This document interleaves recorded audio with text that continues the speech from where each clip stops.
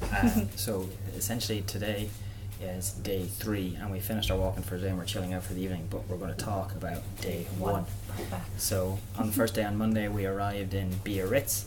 Our airplane was about 45 minutes delayed, so the plan we had made to get a bus straight to Irún, we were about 50 minutes too late for that, and the next one wasn't for like another 2 or 3 hours, so we decided to very quickly make a new plan and we got the bus to San Sebastian, which was beyond Irún, and the coach passed through Irún, but there was no stop there, so we couldn't get off, frustratingly. So got all the way to San Sebastian, and then we arrived there about 3 or 4 minutes before the next train, and we didn't know exactly where the station was. But top tip for future pilgrims is directly above the bus station, literally like 60 seconds away. But you say we didn't know well enough or weren't quick enough to make it for that one, but no big deal because the next one was like 30 minutes later. So we had some desayuno, or breakfast as it's known, while we were hanging on. And then hopped on our way. So we got on the train and got to Decathlon because we needed to pick up some extra gear. Walking sticks, mats. That took a while.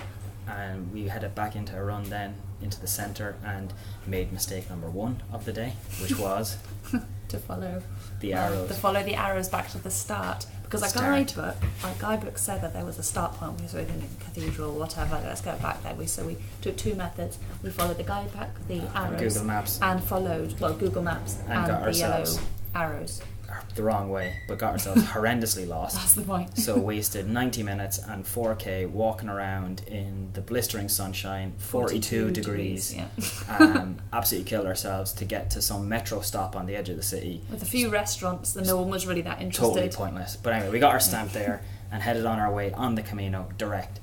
Starting another 45 minutes to get out of Irún, and then we started walking up the hill out of the city into the hillside. And so it was 42 degrees centigrade. I can't stress that point enough. It was so hot, like sauna temperatures, but outside.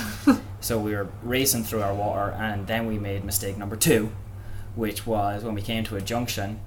There was a local there, and they said that if we went left instead of the way marked right, it was a much more beautiful way up to the same place. But needless to say, when we went left and took their advice and came to the next junction, we didn't know where to go. Okay. So ended up in the 42 degrees centigrade heat, wandering around the back roads of other people's houses, basically, to try find our way to this first stop, which was only supposed to be 5k from Irún, but it took us hours to get there. So needless to say, we ran out of water because of the heat. Drank 3 litres of water in a few hours, not even, but thankfully came across like this rural hotel house kind of thing.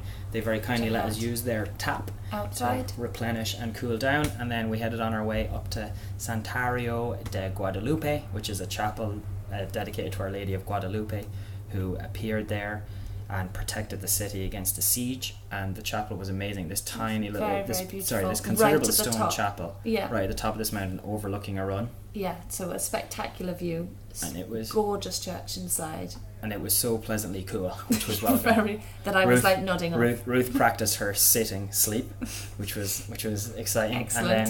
And then after that we headed to the bar that was next door, but we only just made it into that bar before it closed, which was, I honestly think that if that bar had been shut when we got there, we would have given up there and then on the whole thing, because we were really hungry by that point. We would have flown back to Dublin. So got in there, lots of food, few beers, and then let the worst of the sun pass for about 45 minutes or so, sitting outside in their terrace. So it was about maybe 7:30 in the evening by the time we were getting up again. And then we carried on, and so it took us 8 kilometres because of the way we went wrong to do the less than 5k up to that Santuario. And then we cracked on then, and it was great shade, and the worst of the heat was gone, and we had new water, and our bellies were full, and we cracked on to Pasajes de San Juan, which was a couple of hours.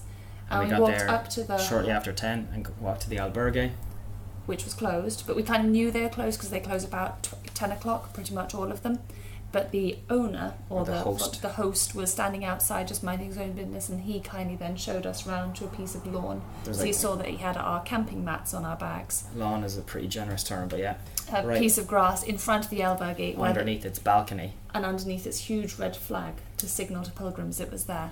And we slept there really for the evening. For the night, yeah. And it was great, actually. But before we went to sleep, we actually headed down because it's right on the water on a bay, to try get in the water to cool off a bit.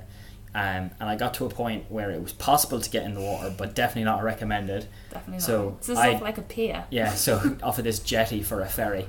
So I jump in, much to the surprise of some of the locals nearby, and then much to my surprise realised that the top of the water was much further below the pier than I had expected. I thought it was about 12-18 inches, probably closer to about 3 foot. So not only were my legs tired, but I also got to put my pull-up strength to the test last thing in the evening. So yeah, anyway, it was a great day. More news to follow. See you soon. God bless.